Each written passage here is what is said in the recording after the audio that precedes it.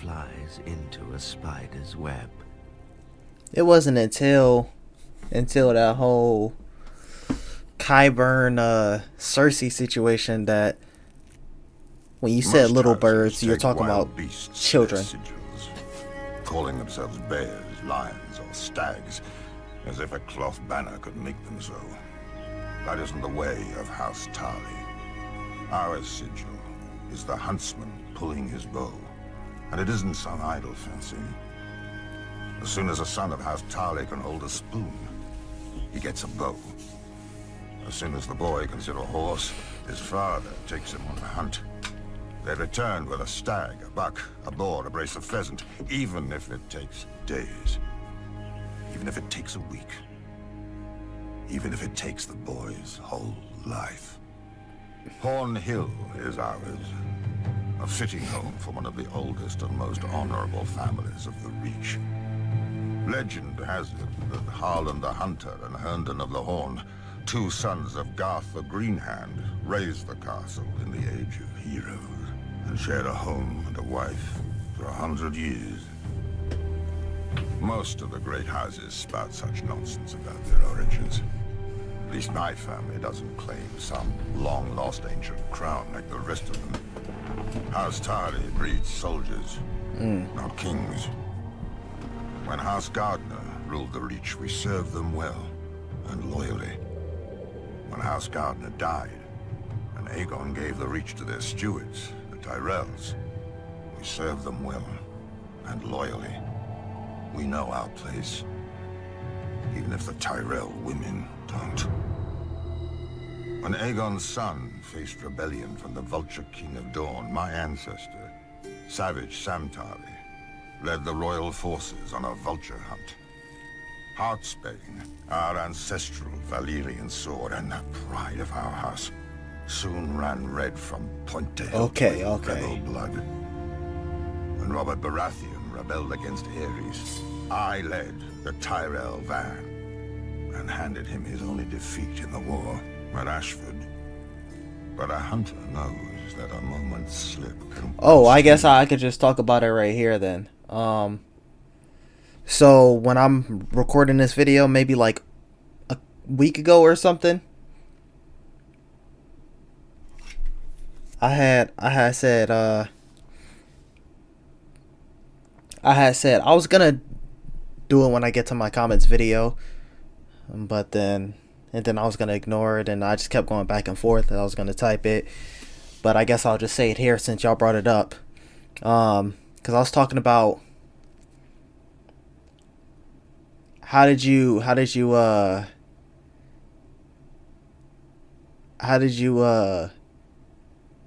give because meanwhile this is History and Lore season 2, and I've seen 2 seasons. I'm like, how did you give Robert an L and then bend a knee or whatever? When I said that doesn't make any sense, or no, I said that's not making sense, I meant to me. I didn't mean story wise or within the lore wise. I'm saying because I literally started it with, or within that same conversation, saying what one of the things I was saying was what makes King's Landing, you know what I'm saying, like the place for the ruler of the 7 kingdoms to reside at. And then I was also saying, like, if you're someone who defeated Robert, if you'd want to,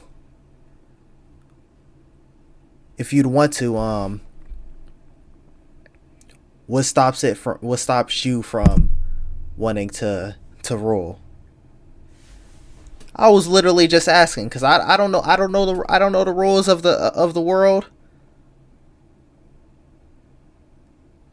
and how I just look at it from just what outside of the show and outside of books or whatever, is like, if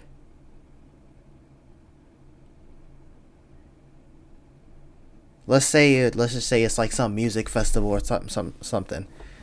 and there's one musician, and I sell this many records. Let's say 1,000,000 records, and this person sells 100,000 records. How does that person with 100,000 records, you know what I'm saying? I know this is the first thing that comes. I'm not about to sit here and, because these are uncut, so I'm not about to sit here and take however long to think of a better analogy. But I was basically saying how if you shown that you beat him, if you wanted to, why weren't you able to rule? I guess I was taken as, oh hey, that doesn't make sense. That's illogical. No, I'm trying to make sense of it. I'm new to the world. I'm trying to get the gist of the rules. The game. Great houses have fallen from a single weak heir. Samuel looked like a son when he was born, but he grew up plump and soft as a daughter. I'd catch him in the kitchen shoving cakes into his ever-growing mouth, or reading in the garden when he was supposed to be training. I brought masters of You need to be doing both. all over Westeros to make a man of him. He slept in chainmail, bathed in bull's blood, was dressed in his mother's clothes and paraded through the castle to shame him into valor. All right. He grew fatter and more craven. I despaired of the future of our house until my wife gave me another boy, Dickon, a real son and worthy heir. Or he would have been, if Sam wasn't squatting in his way. One morning I had Sam brought into the woods outside the castle. I told him he'd given me no cause to disown him, but Heartsbane should go to a man strong enough to wield her. And Sam wasn't worthy to touch her hilt. Either he would take the black and renounce all claim to his brother's sword and title, or I would hunt him down like the pig he was. Of course, faced with danger and exertion, he chose the coward's path and waddled north to the wall. Some may call me cruel for what I did, but I don't care. I am responsible for House Tarly, as my father was before me and his father before him. If the hunter returns with empty hands, his family starves. If the warrior carries an empty scabbard, his home burns. House Tarly has stood for thousands of years. It will not fall on my watch. No matter how many tears my family sheds. The doom to I'm not gonna. You gonna have to hold on a second. I'm not even gonna lie. Your decision to send Sam off, I completely agree. Now, I don't know if I will hunt you down. I don't know if that was the only thing to get him to renounce his titles and shit, but listen, if it wasn't for everything that happened at the wall, everything that's been happening since we were introduced to Sam until he returned back to Hornhill, he would have been a whole different person, man. Like, that helped him grow into the person he's supposed to be. Like, I'm always like, if I had a time machine, I would always want to go first. I'll always want to go forward. But if I had to go back just to observe and look at historical events, never to change things. I would never want to change anything in my past, because then I wouldn't be the person that I am now. Valyria in minutes, but the rest of Essos wasn't so lucky. Out of the east That was a fire transition. and there were no dragons to push them back. The Dothraki tide slammed first into the Sarnori, who called themselves the Tall Men, and whose ancient kingdom dominated the grasslands of Essos. The Tall Men at first scorned the Horse Lords as uncivilized barbarians, which they were.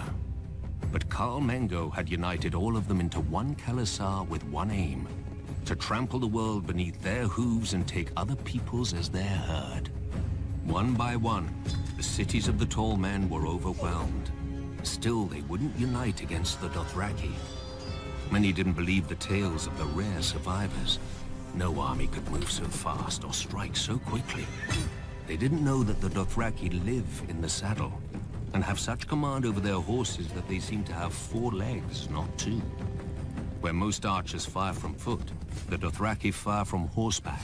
Charging or retreating, it makes no matter, they are just as deadly. But the Dothraki prefer close combat, howling for blood as they ride down their enemies with their araks. And there were so many of them. Oh, yeah. That just reminded me. Especially with you being the one to speak right here.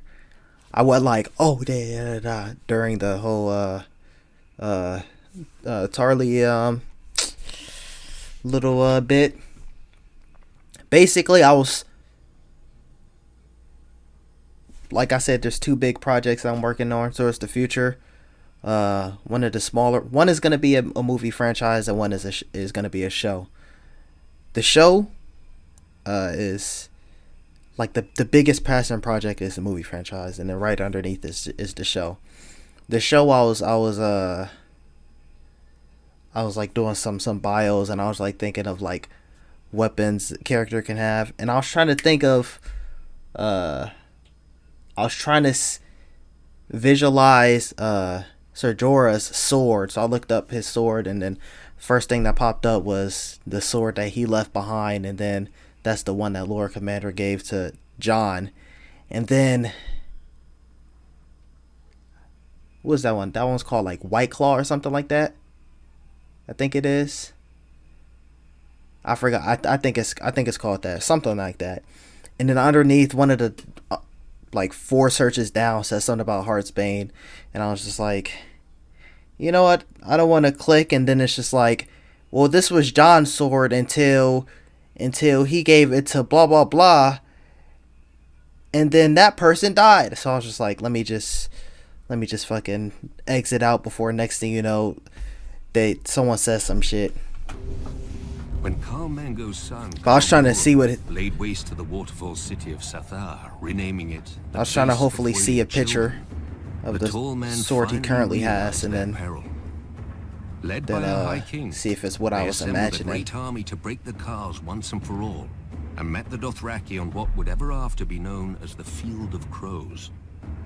The 4 Khals commanded almost 80,000 horsemen. Hold up. This is the one that was talking about last time in the car. The Dothraki on what would ever assembled a great army to break the Khals once and for all, foiling children. The tall men finally realized their peril. Led by a high king, they assembled a great army to break the Khals once and for all, and met the Dothraki on what would ever after be known as the Field of Crows. The 4 Khals commanded almost 80,000 horsemen between them. The tall men had 100,000 foot soldiers, 10,000 armored riders, 10,000 light horsemen, and 6,000 scythed chariots. Jeez. As battle was joined, the earth-shattering advance of the tall men's chariots smashed through the center of the Dothraki horde, the spinning blades on their wheels slicing through the legs of the Dothraki horses. When one Khal went down before them, cut to pieces and trampled, his Khalasar broke and fled. The chariots thundered after the fleeing horsemen, and the High King and his armored riders plunged in after them, followed by their foot soldiers waving their spears and screaming in victory. But it was a trap. The Dothraki were not fleeing, as the tall men realized when the horse lords suddenly turned their horses and unleashed a storm. I was about to say, that don't seem like them, but I guess. 2 Khalasar swept down on the tall men's flanks, but another attacked them from the rear, cutting off their retreat. Completely encircled, the High King and his mighty host were destroyed. The tall men had stood for thousands of years. Now the crows feasted on their corpses, as the Dothraki squabbled over their valuables. The common wisdom is that the Dothraki tide finally broke upon the spears of the Unsullied at Quohor, saving Essos from the horse lords. In truth, the days when the Dothraki could threaten the entire world had already passed. The great Khalasar forged by Khal Mango had splintered into a dozen hordes after the death of the last great Khal, and the riders had resumed their petty feuds. The grasslands of Essos are now called the Dothraki Sea, but no more nations drown in it. Still, the Dothraki priestesses, the Dosh Khaleen, prophesied that one day the Dothraki will gather at Vaes Dothrak, their holy capital, and unite once more under the greatest Khal of them all, the stallion who mounts the world.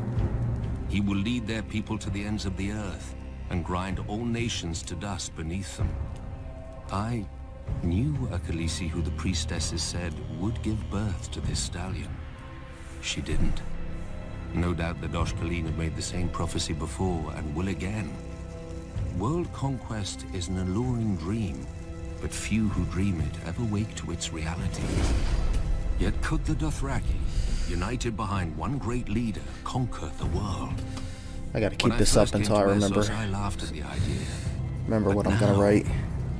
Most armies are either sellswords, paid to fight, who often refuse to die, or peasants called up from the fields and hovels.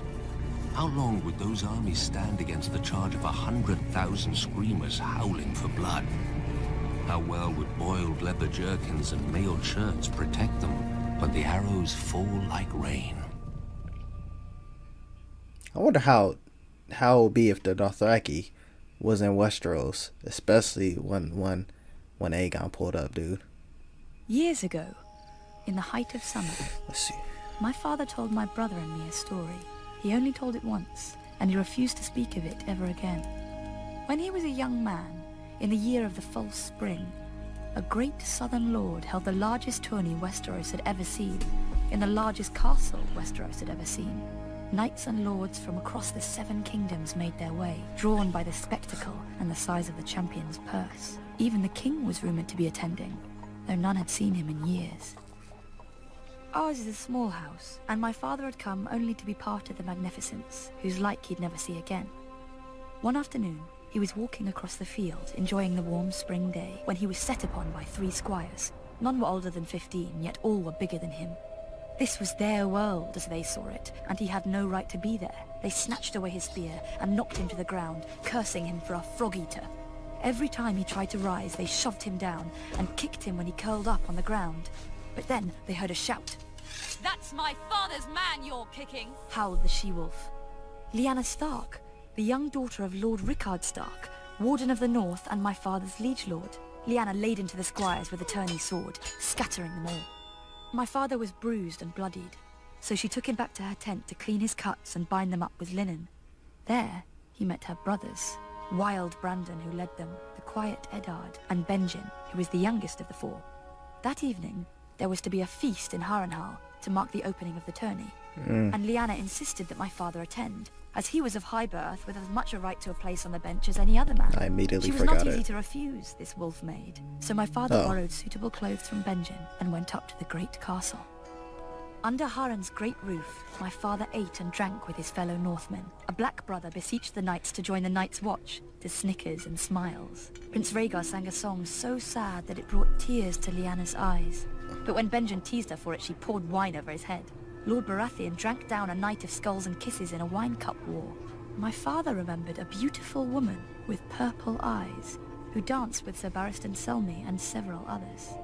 As the end of the evening approached, Brandon Stark asked her for one more dance on his Shae brother's behalf, and so Eddard Stark shared the last dance of the celebration with Lady Ashara Dane. Abruptly, the hall went quiet. The Mad King had come after all, and was now entering the hall with his Kingsguard. He hadn't left the Red Keep in years, and none could believe the state of him. His long yellow fingernails, tangled beard, and ropes of unwashed, matted hair made his madness plain to all. Nor was his behavior that of a sane man, for in the blink of an eye he could go from hysterical laughter to weeping to rage. But when he commanded Sir Jaime Lannister to kneel before him and swear the oath of the Kingsguard before half the lords of the realm, a cheer burst from the crowd, for Sir Jaime was much admired for his courage, gallantry, and skill with a sword. Amidst all this merriment, my father spied the 3 squires who'd attacked him, attending their knights. Lyanna saw them too, and pointed them out to her brothers. "I could find you a horse and some armor that might fit," Benjen offered. Okay, that's enough for me to remember what I'm talking about when I write it down later. Our people sit a boat more often than a horse, and our hands are made for oars, not lances. Much as he wished to have his vengeance, he feared he would only make a fool of himself and shame his people. Eddard had offered my father a place in his tent that night, but before my father slept, he knelt on the lake shore, looking across the water to the Isle of Faces, and said a prayer to the old gods. The next day in the tourney, the 3 knights whose squires had beaten my father unseated their opponents and earned a place among the champions. But late in the afternoon, as the shadows grew long, a mystery knight appeared in the lists. He was short and clad in ill-fitting armor, cobbled together from different suits. On his shield was painted a heart tree of the old gods, a white weirwood with a laughing red face. The mystery knight dipped his lance before the king and rode to the end of the lists, where the 5 champions had their pavilions. You can guess the 3 he challenged. Whoever the mystery knight was, the old gods gave strength to his arm. All 3 knights fell before him. None were well loved, so the common folk cheered the Knight of the Laughing Tree, as the new champion was soon called. When his fallen foes sought to ransom their horses and armor, the Knight of the Laughing Tree's voice boomed through his helm and told them, "Teach your squires honor. That shall be ransom enough." Once the defeated knights chastised their squires sharply, their horses and armor were returned. And so, my father's prayer was answered.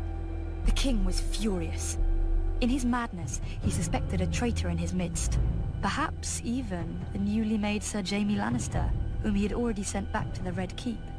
That night, the king asked Lord Robert Baratheon to take to the lists and unmask the Mystery Knight, declaring him no friend of his. But the next morning, when the heralds blew their trumpets and the king took his seat, the Knight of the Laughing Tree had vanished. All they ever found was his painted shield, hanging abandoned in a tree. My father's tale ended here. He never spoke more of Harrenhal, though he must have seen Prince Rhaegar's victory. Some whispered that Prince Rhaegar himself had arranged the entire tourney in secret, as a way to gather the great lords and address his father's apparent madness, perhaps even remove him from the Iron Throne. But when I asked my father about this, he only shrugged sadly. What Rhaegar intended, none can say, but all know what he did.